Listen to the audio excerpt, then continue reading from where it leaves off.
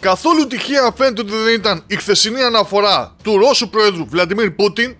κατά τη διάρκεια δηλώσεών του που αφορούσε την ενημέρωσή του για μονάδες του ρωσικού στρατού που πέρασαν τα σύνορα με την Ουκρανία στην περιοχή του Κούσκ, δηλαδή εισήλθαν στο Σούμι,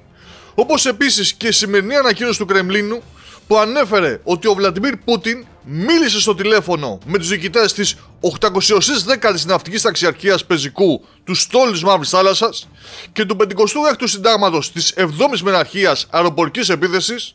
και ευχαρίστησε τους αξιωματικούς και όλο το προσωπικό των μονάδων για την επιτυχή εκτέλεση των αποστολών που τους είχαν ανατεθεί στη ζώνη εισβολής του εχθρού στην περιοχή του Κούρσκ, αφού πριν από λίγη ώρα ρωσικό μέσο ενημέρωσης μετέδωσε ότι πηγές αναφέρουν μεγάλη συγκέντρωση ουκρανικών στρατιωτικών δυνάμεων στα 50 χιλιόμετρα από τα σύνορα με την περιοχή του Μπριάνσκ, εκτιμώντας ότι οι Ουκρανοί θα επιχειρήσουν μια νέα εισβολή βαθιά στο ρωσικό έδαφος, αυτή τη φορά στην ευρύτερη περιοχή του Μπριάνσκ.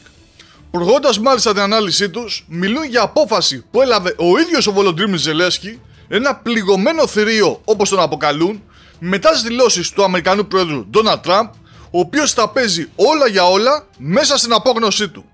Αυτή όμως η νέα εισβολή που ετοιμάζουν οι Ουκρανοί δεν διαθέτει αυτό που είχε η πρώτη στο Κούρσκ, δηλαδή το στοιχείο του ευνηδιασμού, καθώς οι Ρώσοι έχουν προετοιμαστεί για ένα τέτοιο σχέδιο και έχουν εδώ και καιρό καταστρέψει με τη χρήση drones πολλά περάσματα ποταμών στα βόρεια του Σούμι και του Τσερνίγιβ. Επίσης η Ουκρανία δεν διαθέτει πλέον όλη εκείνη την ποσότητα του σύγχρονου στρατιωτικού εξοπλισμού, όπως άρματα μάχης, που διέθετε στην εισβολή στο Κούρσκ.